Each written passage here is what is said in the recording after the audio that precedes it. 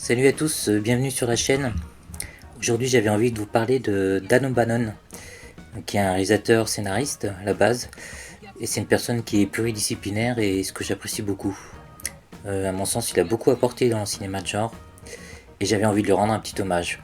J'ai fait un petit montage comme d'habitude, j'espère que ça vous plaira, je vous souhaite un bon visionnage. Je vous dis à bientôt sur la chaîne, si ça vous plaît vous pouvez vous abonner si ça vous tente. Et puis voilà, je vous dis à bientôt, bon visionnage et bon film. Salut! Daniel Thomas O'Bannon est né le 30 septembre 1946 à Saint Louis, dans le Missouri, aux États-Unis. Lecteur des fameux EC Comics, il réalise dès 19 ans son premier court-métrage, The Attack of the 50-Foot Chicken, sans avoir cependant pu en finaliser le montage. Il intégrera l'Université de Californie du Sud, spécialisée dans le cinéma. Il jouera dans Juden's Release, puis réalisera Bloodbath, une comédie qui prend le spectateur par surprise en tuant le héros dans son bain. En septembre 1970, il rencontre un certain John Carpenter, également étudiant à l'USC. Ils décident de travailler ensemble.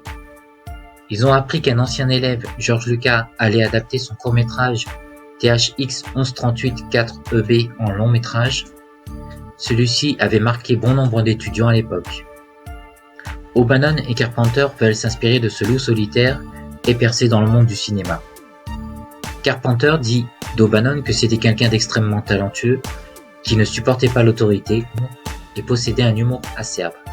C'est effectivement cet humour qui ressort de leur unique collaboration Dark Star, un ton qui pourrait désarçonner les adeptes de 2001 l'Odyssée de l'espace de Kubrick. Sur cette œuvre atypique de son temps, O'Bannon occupe plusieurs postes. Scénariste, directeur des effets spéciaux, monteur et co-réalisateur. Il sera également acteur, puisqu'il interprète avec talent le sergent Pinback. Malgré les qualités de ce métrage, le public n'adhérera pas au ton du film. Notons que ce fut la première collaboration avec l'illustrateur et designer Ron Cobb pour le vaisseau du film. Précisons également que grâce à ce film, George Lucas fera appel à O'Bannon pour les effets d'affichage d'ordinateur de son futur Star Wars. Il rencontre également sa future femme à l'Université de Californie du Sud. Diane Linley dira de lui « C'était un artiste et un scénariste très talentueux. Il étudiait l'histoire et la physique, il possédait une grande intelligence, c'était vraiment un futuriste. » Ben Burtt, un autre copain de l'USC et futur créateur de l'univers sonore de la saga Star Wars, adorait l'écouter. Il avait plein d'idées complètement dingues, dira-t-il. De Dark Star, cependant, Dan O'Bannon ressortira amer. Carpenter récolte tous les crédits pour cette collaboration, alors que les deux étudiants s'étaient mis d'accord pour 2 collaborations et que sur la deuxième, ce serait O'Bannon qui serait crédité à la réalisation. En 1977, il déclarait « Je suis surtout un réalisateur. Je suis moins doué pour les scénarios ou les effets spéciaux. Je préférerais laisser l'écriture à d'autres gens. » C'est cependant grâce aux qualités de Dark Star que Ron Shusett propose à un O'Bannon quelque peu sur la défensive de monter des projets qu'ils proposeront au studio. Les deux scénaristes sont sur la même longueur d'onde. Shusett ayant acquis les droits de la nouvelle de Philip K. Dick, Souvenirs à vendre, ils vont commencer à développer l'histoire qui deviendra quelques aléas plus tard Total Recall. C'est à ce moment-là qu'O'Bannon, après avoir constaté que son humour ne plaisait pas à tout le monde, préfère s'orienter vers un film d'horreur. Intitulé The Bite, il morgue. Le script ne trouvera pas acquéreur, d'autant qu'O'Bannon insiste pour le réaliser. Il change de titre en Star Beast, plus accrocheur pour le public d'un Roger Corman. Ici s'ouvrira une parenthèse enchantée qui bouleversera le monde du cinéma de science-fiction. O'Bannon est contacté par Alejandro Jodorowsky, un cinéaste franco-chilien dont la personnalité fantasque imprègne ses films d'une audace et d'une créativité débordante qui peuvent dérouter les ronrons d'un public lambda. Il lui propose de travailler sur Dune, adaptation toute personnelle des romans de science-fiction de Frank Herbert. Il a pensé à Dan O'Bannon pour les effets visuels. Ce projet pharaonique sera l'occasion de monter une équipe de super créatifs de l'époque venus d'horizons différents. Des pointures comme Chris Foss, illustrateur de science-fiction, le génial dessinateur de BD Jean Giraud, alias Mobius, avec qui Jodorowsky donnera corps à sa saga de l'Incal, Orson Welles, Dali, Mick Jagger. Enfin, le cinéaste ira chercher le talentueux peintre suisse H.R. Giger. O'Bannon, comme Jean Giraud, voit le cinéaste franco-chilien comme un mentor. Celui-ci, porté sur l'ésotérisme et la spiritualité, lui fait découvrir tout un univers. Alors en charge d'une équipe technique, O'Bannon disposera d'un peu de temps pour développer une petite histoire avec Mobius. Ce qui deviendra The Long Tomorrow sera publié dans le magazine Heavy Metal et marquera un certain Ridley Scott pour son Blade Runner. Malheureusement, le projet tombe à l'eau, faute de financement et sans doute en raison de la personnalité exubérante de Jodorowsky. Pour autant, O'Bannon sera à jamais marqué par cette rencontre. L'annulation du projet le plonge dans la dépression. Il avait tout quitté à la demande du réalisateur pour s'y consacrer. Il sera recueilli par Ron Shusett et sa femme. Les deux auteurs se remettent à l'ouvrage. Ils reprennent le script de Star Beast et sont bloqués au moment où les protagonistes découvrent l'extraterrestre sur la planète. Shusett suggère alors à O'Bannon de reprendre une ancienne histoire d'un équipage d'un B-17 confronté à une créature meurtrière. Les deux scénaristes ont leur deuxième et troisième acte. Pour l'extraterrestre, O'Bannon a toujours en tête le travail de Giger. Il concevra des croquis pour le monstre et se fera aider par Ron Cobb, qui s'occupera aussi des designs des décors des vaisseaux. Pour le cycle de reproduction de la créature, O'Bannon s'inspirera de certains insectes, le tout aboutissant après moult réflexions à cette fécondation par voie orale qu'il préférera infliger à des personnages masculins pour en atténuer la violence. Il n'y a pas de femme dans son script, bien qu'il sera précisé que les personnages pourront être interprétés par des acteurs ou des actrices. À l'origine, O'Bannon envisage son film comme une petite production de série B, qu'il proposerait au producteur Roger Corman, entre autres. Hélas, les 100 000 $ offerts ne suffiront pas à la mise en route du projet. Il ne nie pas s'être inspiré de sources multiples. Par l'intermédiaire d'un ancien de l'école de cinéma, Mark Haggard, le script atterrit entre les mains de Walter Hill et David Giler. Ceux-ci jugent le scénario mauvais, mal écrit, et les personnages indistincts. Néanmoins, ils sont tous les deux d'accord en ce qui concerne la scène du fameux Chestbuster. Ils décident de reprendre le flambeau, même s'ils ne sont pas fans de science-fiction, loin s'en faut. Les noms sont retouchés. Des personnages changent de sexe. Une sous-intrigue autour d'un androïde espion est rajoutée aux grandes dames d'O'Bannon qui la trouvera inutile et ridicule. Grâce à Hill et Giler, le projet rentre dans une phase plus ambitieuse. D'une série B, ils envisagent de faire un film de qualité, avec des personnages plus étoffés. De militaires, ceux-ci deviennent des camionneurs de l'espace exploités par leur société. Après le refus de Hill de s'engager en tant que réalisateur et celui des studios de confier les rênes à O'Bannon, le projet est confié à Ridley Scott. O'Bannon et Shusett néanmoins refusent d'être écartés du projet et parviennent à négocier un rôle de consultant visuel. Ils voulaient être impliqués dans le tournage du film. De fait, O'Bannon, notamment grâce à cette parenthèse enchantée que fut le projet Dune, contactera des artistes qui marqueront à jamais le film de leur empreinte, principalement Chris Foss et Giger. Ce dernier aura eu du mal à se faire embaucher, car jugé trop étrange par les studios et n'ayant pas d'antécédents dans le cinéma.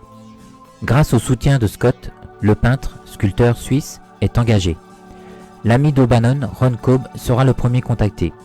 Ses propositions sur la conception de la créature convaincront moins que ses designs d'intérieur de vaisseau spatial. Ajoutons que c'est O'Bannon qui décrit le facehugger à Giger, allant jusqu'à en proposer un croquis assez précis. Le réalisateur scénariste a donc, comme Scott ou Cameron, des qualités de graphiste. Moebius, qui avait travaillé avec O'Bannon, sera convoqué pour des designs de costumes. Ridley Scott était également un admirateur du travail du dessinateur de bande dessinée. Scott aura toujours écouté et respecté O'Bannon durant le processus de création du film, ce qui ne fut pas le cas de Hill et Giler. A noter que la trame générale, malgré les multiples retouches du script d'O'Bannon, demeure fidèle au premier traitement. Si ce n'est l'ajout de l'androïde H, de la modification des métiers des personnages, ainsi que du genre de certains. L'expérience Alien pour O'Bannon est plutôt amère, même s'il a réussi à imposer ses idées les plus audacieuses, grâce à l'appui de Ridley Scott. Le prochain scénario du duo Shusett-O'Bannon à être adapté est Dead and Buried, alias Réincarnation, un petit film d'horreur de Gary Sherman avec un certain Robert Englund. En 1981 sort Heavy Metal, un film d'animation inspiré du magazine Metal Hurlant. On y retrouve une histoire d'O'Bannon qui avait inspiré la deuxième partie de l'intrigue d'Alien, B-17, ainsi que l'intro intitulée Soft Landing, tiré d'un comics écrit par le même auteur. Il sera ensuite crédité aux côtés de Don Jacoby et Dean Reisner au scénario de Tonnerre de Feu de John Badham, dans lequel joueront Roy Scheider et Malcolm McDowell. Vient ensuite en 1985 la première réalisation de Dan O'Bannon sur un scénario de sa plume, Le Retour des Morts Vivants. Comme toujours avec O'Bannon, le processus de création ne fut pas de tout repos. Peu diplomate, certaines tensions se développent avec les acteurs, dont le vétéran Clu Gulager, qui n'avait pas vraiment compris dans quel genre de film il jouait. Relation difficile également avec le chef opérateur Jules Brenner. Celui-ci pouvait refuser purement et simplement de filmer les plans que le réalisateur lui indiquait sous prétexte qu'il ne lui plaisait pas. Cependant, le film connaîtra le succès et gagnera ses galons de film culte. Il participe à l'écriture du scénario de Life Force avec Don Jacoby, tiré du roman Les Vampires de l'espace de Colin Wilson. À la réalisation, on retrouve l'homme derrière Massacre à la tronçonneuse, Tobe Hooper. Le film n'aura pas de bonnes critiques, malgré quelques enthousiastes. L'auteur se sentira trahi, l'intrigue initialement prévue au milieu du XXIe siècle se déroulera dans les années 80. On retrouve pourtant le côté EC Comics apprécié par O'Bannon. Un joyeux foutoir façon série B. Le critique Gene Siskel qualifiera le film de plaisir coupable. Le duo O'Bannon-Jacoby continuera leur collaboration avec Tobe Hooper avec le charmant Invaders from Mars, un remake d'un film du même nom de 1953. Le second degré ne plaira pas à tout le monde, même si les critiques reconnaissent ses qualités techniques. À nouveau, on retrouve ce côté BD, finalement cher à O'Bannon. Le film malheureusement ne rentrera pas dans ses frais. En 1990 sort Total Recall de Paul Verhoeven, d'après une nouvelle de Philip K. Dick, dont les droits avaient été achetés en 1974 par Ronald Shusett, le complice d'O'Bannon sur Alien. Les deux amis travaillent sur une première adaptation à cette époque. Suivront une quarantaine de scripts, 7 réalisateurs, avant d'aboutir à la version que l'on connaît.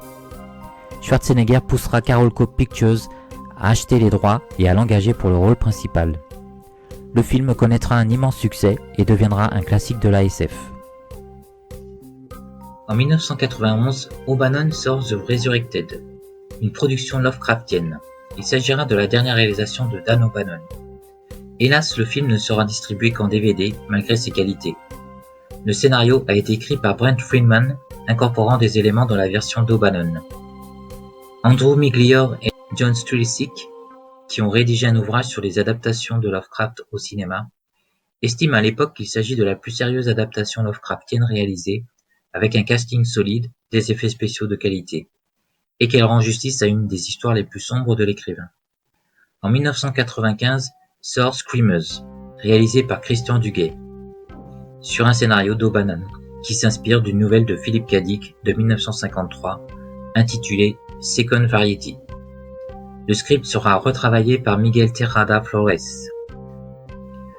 Le résultat est une agréable série B, menée par l'inoubliable Murphy de Robocop, Peter Weller.